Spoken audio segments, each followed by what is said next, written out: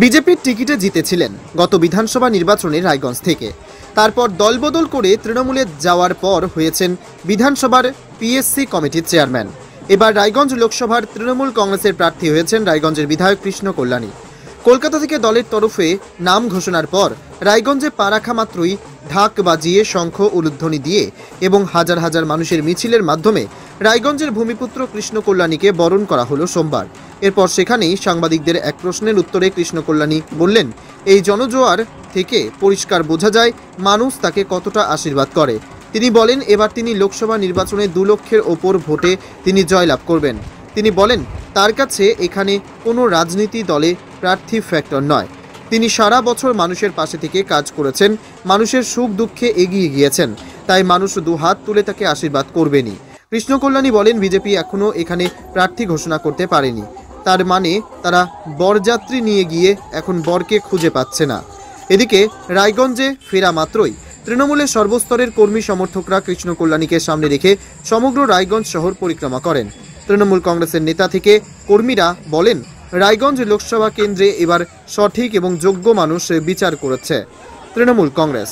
যে মানুষ সারা বছর মানুষের পাশে থেকে কাজ করে সেই মানুষ জিতবে না তো অন্য কেউ জিতবে। তারা বলেন, এবার অবহেলিত উত্তর দিনাজপুর জেলার মানুষের কথা সংসদে তুলে ধরার মতো যোগ্য লোক রয়েছে, তাই মানুষ এবার সঠিক বিবেচনা করবে ভোট বাক্সে। রায়গঞ্জ যে হিসাবে আমাকে স্বাগত জানাচ্ছে, এটা জনজোয়ার জনপ্লাবন কি বলবেন আপনি, এই হিসাবে রায়গঞ্জবাসী উৎসাহিত আছে, উদ্বিগ্ন আছেন। আগামী লোকসভা নির্বাচনের ফল কি হচ্ছে আপনারা এই জনজোয়ার দেখেই আপনারা হয়তো বুঝতে পারছেন। আগামী দিনে কোনো বিরোধী দল বলে থাকবে বলে আমার মনে হয় না, এখানে একটাই দল, তৃণমূল কংগ্রেস। দাদা, বিজেপির টিকিটে প্রথম জেতা, তারপরে তৃণমূলে ফেরা, আবার তৃণমূলের টিকিটে সাংসদ পদের জন্য পদপ্রার্থী। আমি তৃণমূলের একনিষ্ঠ কর্মী, তৃণমূল কংগ্রেস আমাকে প্রার্থী হিসাবে চয়ন করেছে। দিদি আমার উপর আস্থা রেখেছেন, অভিষেক আমার উপর বিশ্বাস রেখেছেন। আমি ওনাদের আস্থা, আমি 100% ডেডিকেশনের সাথে আগামী নির্বাচন করবো, আর এই সিটটা বিপুল মার্জিনে বের করে ওনাদেরকে উপহার। প্রধান বিরোধী দল কি হবে আপনার এখানে? এটা তো কংগ্রেসের ঘাঁটি ছিল। আমি তো দেখছি বিরোধী বলেই কিছু নাই। আজকে আপনি দেখুন, আমি শুনলাম একজন পত্রকার আমাকে বলেছিলেন যে বিজেপি নাকি নির্বাচনী কার্যালয় করেছে, কিন্তু এখন পর্যন্ত প্রার্থীর নাম ডিক্লেয়ার করতে পারেনি। মানে বরযাত্রী নিয়ে ওনারা বরকে খোঁজার চেষ্টা করছেন। হ্যাঁ, তাতেই হয়ে যায় আগামী দিনে রায়গঞ্জ লোকসভা শুরু করবে। কত ভোটে জিতবেন? অনেক লক্ষ, মানে 2-3 লক্ষ ভোটে জিতবে। 3 লক্ষ। দাদা, বলছি উত্তর দিনাজপুর জেলার রায়গঞ্জ লোকসভা কেন্দ্রে কৃষ্ণ কল্যাণী তৃণমূল কংগ্রেসের প্রার্থী, আপনি তো একজন বিশিষ্ট তৃণমূল নেতা হিসেবে কতটা ভালো প্রার্থী হিসেবে মনে করছেন? আমরা খুব উৎসাহিত এবং আনন্দিত। উত্তর দিনাজপুরের জেলা হেডকোয়ার্টার হচ্ছে রায়গঞ্জ, সেখান থেকে ক্যান্ডিডেট হওয়াটা মানে সেই দলের পক্ষে খুব সুবিধা হল।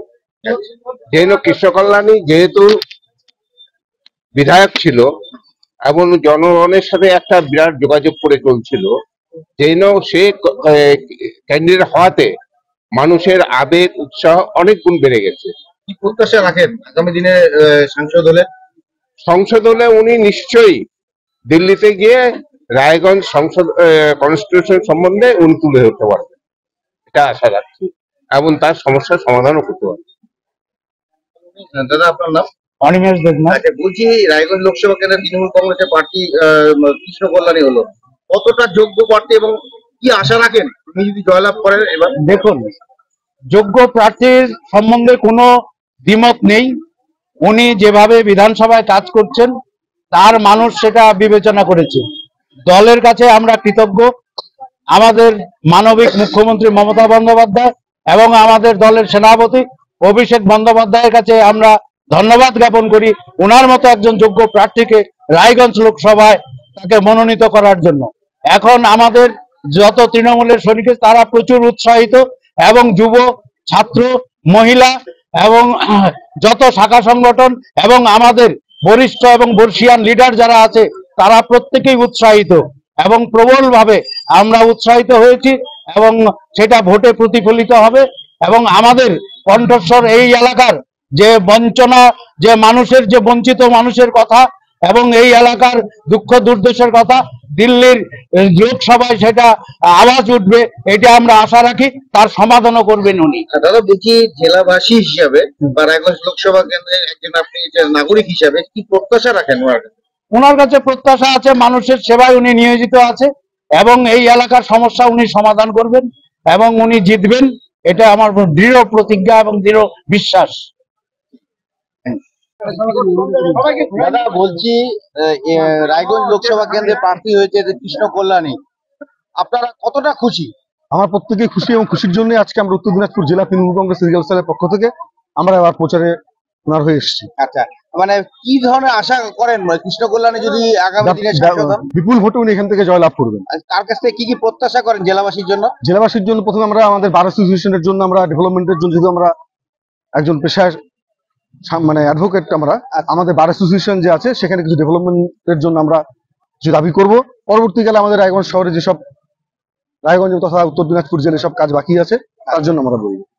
দাদা এই যে এখন বর্তমানে তো বিজেপি বলছে যে এবার 400 পার হয়ে যাবে বলছে, তো আমাদের রায়গঞ্জের ক্ষেত্রে কি হবে? সেটা প্রতিবার এরকম ওনারা বলে থাকেন। রায়গঞ্জে এবার ব্যাপকভাবে আমরা বিপুল ভোটে জিতবো এবং বিজেপির পরাজয় সুনিশ্চিত। থ্যাংক ইউ দাদা। আর তোমরা একটু কোনো স্লোগান টোগান বলো তো দাও। দাদা বলছি, রায়গঞ্জ লোকসভা কেন্দ্রে প্রার্থী হয়েছে কৃষ্ণ কল্যাণী, আপনারা কতটা খুশি? আমার প্রত্যেকে খুশি এবং খুশির জন্য আজকে আমরা উত্তর দিনাজপুর জেলা তৃণমূল কংগ্রেস লিগ্যাল সেলের পক্ষ থেকে আমরা এবার প্রচারে ওনার হয়ে এসেছি। আচ্ছা, মানে কি ধরনের আশা করেন কৃষ্ণ কল্যাণী যদি আগামী দিনে সাংসদ হন? বিপুল ভোটে উনি এখান থেকে জয়লাভ করবেন। তার কাছ থেকে কি প্রত্যাশা করেন জেলাবাসীর জন্য? জেলাবাসীর জন্য প্রথমে আমরা আমাদের বার অ্যাসোসিয়েশনের জন্য, আমরা ডেভেলপমেন্টের জন্য, যেহেতু আমরা একজন পেশায় মানে অ্যাডভোকেট, আমরা আমাদের বার অ্যাসোসিয়েশন যে আছে সেখানে কিছু ডেভেলপমেন্টের জন্য আমরা কিছু দাবি করব। পরবর্তীকালে আমাদের রায়গঞ্জ শহরে যেসব রায়গঞ্জ তথা উত্তর দিনাজপুর জেলায় সব কাজ বাকি আছে তার জন্য আমরা বলবো। দাদা এই যে এখন বর্তমানে তো বিজেপি বলছে যে এবার 400 পার হয়ে যাবে বলছে, তো আমাদের রায়গঞ্জের ক্ষেত্রে কি হবে? সেটা প্রতিবার এরকম ওনারা বলে থাকেন। রায়গঞ্জে এবার ব্যাপকভাবে আমরা বিপুল ভোটে জিতবো এবং বিজেপির পরাজয় সুনিশ্চিত। থ্যাংক ইউ দাদা। আর তোমরা একটু কোনো স্লোগান টোগান বলো তো দাও। কিছু